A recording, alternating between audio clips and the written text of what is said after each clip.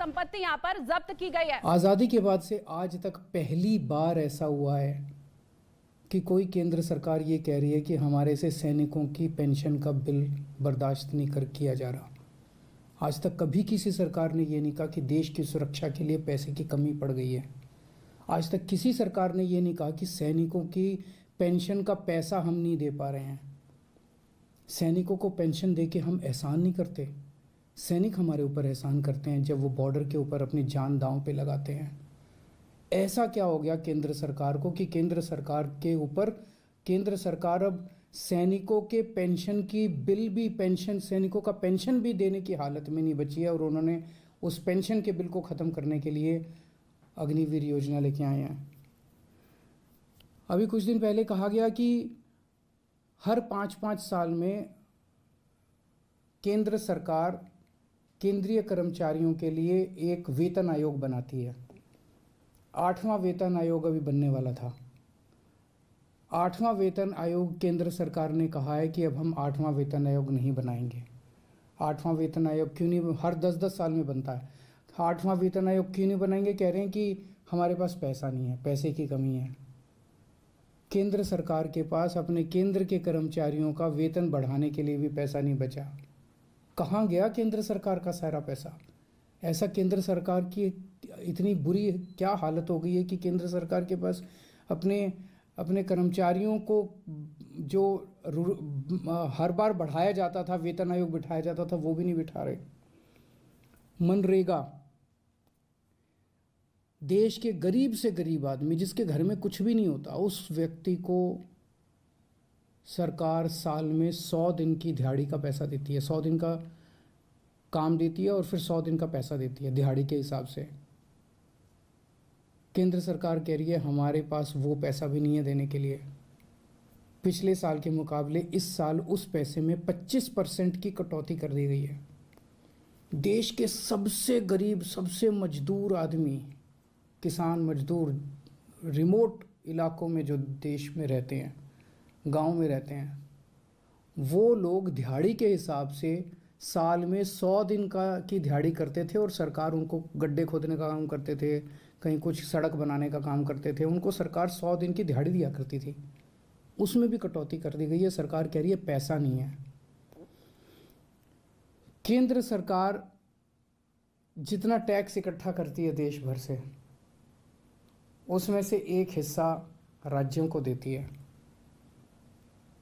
अभी तक ये था कि 42% उस टैक्स का हिस्सा राज्यों को देना होता था। पिछले कुछ वर्षों में ये भी घटा के 29-30% कर दिया गया है। राज्यों को जो पैसा केंद्र सरकार देती है उसकी भी कमी कर दी गई है। कह रहे हैं पैसा नहीं है। आखिर गया कहाँ केंद्र सरकार का सारा पैसा? 2014 में जितना टैक्स इकट्ठा करती थी केंद्र सरकार, उससे तो दुगना तिगुना टैक्स इकट्ठा हो रहा है आज की डेट में। ये सारा पैसा जा कहाँ रहा है? आज़ादी के बाद से आज तक 75 साल मना रहे हैं हम आज़ादी के। पहली बार एक गरीब आदमी की गेहूं और चावल के ऊपर टैक्स लगाया गया है, खाने पीने की चीज़ों पे टैक्स लगाया गया है। कभी नहीं लगाया, किसी सरकार ने नहीं लगाया। सबसे क्रूर चीज है ये। एक बिल्कुल गरीब आदमी, एक भिखारी जिसके पास कुछ नहीं होता, वो भी मार्केट से जब गेहूं और चावल अब खरीद के लाएगा, उसको उस पर टैक्स देना पड़ेगा। किसी सरकार ने इतना क्रूर कदम नहीं उठाया था। गेहूं पे टैक्स लगा दिया, चावल पे टैक्स लगा दिया, गुड़ के ऊपर टैक्स लगा दिया, शहद पे टैक्स लगा दिया, छाछ पे टैक्स लगा दिया, लस्सी पे टैक्स लगा दिया, दही पे टैक्स लगा दिया, पनीर पे टैक्स लगा दिया। क्या जरूरत पड़ गई? ऐसी क्या हालत हो गई केंद्र सरकार की कि गरीब से गरीब आदमी के खाने के ऊपर टैक्स लगाने की नौबत आ गई, जो आज तक 75 साल में कभी नहीं हुआ था। और केंद्र सरकार ने पेट्रोल और डीजल के ऊपर इतना टैक्स लगा रखा है, हर रोज बताते हैं 1000 करोड़ रुपए का, 1000 करोड़ रुपए की पेट्रोल और डीजल से टैक्स पे आमदनी होती है। साल में लगभग 3.5 लाख करोड़ रुपए की आमदनी होती है केंद्र सरकार की पेट्रोल और डीजल पे जो टैक्स लगा रखा है। कहाँ गया ये सारा पैसा? और अब कह रहे हैं कि सारी जितनी सुविधाएं जनता को फ्री में मिलती हैं वो बंद होनी चाहिए। सारे सरकारी स्कूल या तो बंद किए जाएं और या सारे सरकारी स्कूलों में बच्चों से फीस ली जाए, ऐसा कह रहे हैं ये लोग। आप सोच के देखो, अगर सरकारी स्कूलों में फीस लगने लग गई, देश के कोने कोने के अंदर सरकारी स्कूल, वैसे ही सरकारी स्कूलों के अंदर पढ़ाई खराब है, और अगर सरकारी स्कूलों में फीस लगने लग गई तो बच्चे को तो कोई नहीं पढ़ा पाएगा। आधे से ज़्यादा बच्चे इस देश के अनपढ़ रह जाएंगे। देश आगे कैसे बढ़ेगा? कह रहे हैं कि सारे सरकारी अस्पतालों के अंदर अब पैसे लगने चाहिए। सरकारी अस्पतालों में जो फ्री का इलाज होता है वो बंद होना चाहिए। सरकारी स्कूलों से मेरे को याद आया कि कई राज्य सरकारों ने अब सरकारी स्कूलों में फ़ीस लगा भी दी है। मैंने मीडिया में खबरें पढ़ी हैं कि एक राज्य के अंदर 120 रुपये महीना फ़ीस लगा दी है, एक राज्य के अंदर 500 रुपये महीना फ़ीस लगा दी है। कहाँ से लाएगा एक गरीब आदमी 500 रुपये महीना अपने बच्चों को पढ़ाने के लिए?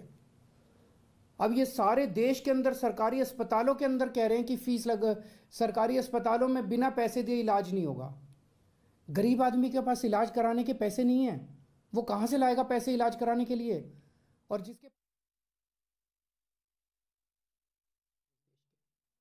और अब ये कह रहे हैं कि राशन भी फ्री का राशन भी। तो दिल्ली के मुख्यमंत्री अरविंद केजरीवाल को आप सुन रहे थे, केंद्र सरकार के ऊपर उन्होंने निशाना साधा। उन्होंने कहा कि टैक्स के रूप में पैसा ले लेते हैं पर जनता तक देने के लिए पैसा होता नहीं है केंद्र के पास। पेंशन ना देना पड़े इसलिए अग्निवीर योजना वो लेकर के आए। मनरेगा के लिए धन वो नहीं देते हैं, खाने पीने की चीजों के ऊपर टैक्स लगा दिया जाता है। अब इतना पैसा जो केंद्र इकट्ठा कर रहा है वो जा कहाँ रहा है?